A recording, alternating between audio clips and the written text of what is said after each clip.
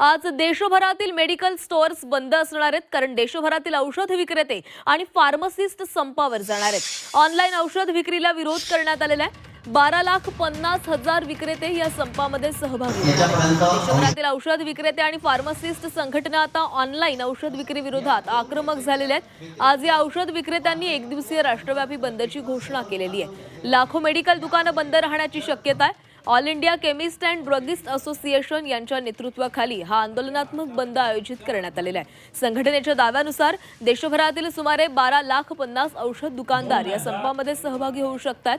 महाराष्ट्रासह अनेक राज्यांमधील स्थानिक केमिस्ट संघटनांनीही या बंदला पाठिंबा दिलेला आहे। काही राज्यांमध्ये सकाळी 6 ते संध्याकाळी 6 पर्यंत दुकानं बंद ठेवण्याचा निर्णय घेतला गेला आहे।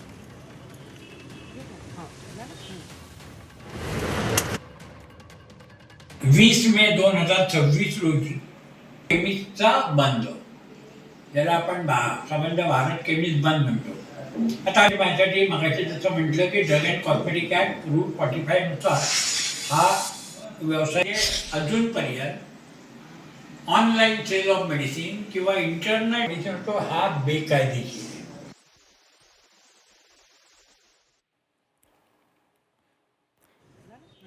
तर आज देशभरातील मेडिकल स्टोअर्स बंद असणार आहेत। देशभरातील औषध विक्रेते आणि फार्मसिस्ट संपावर जाणार आहेत।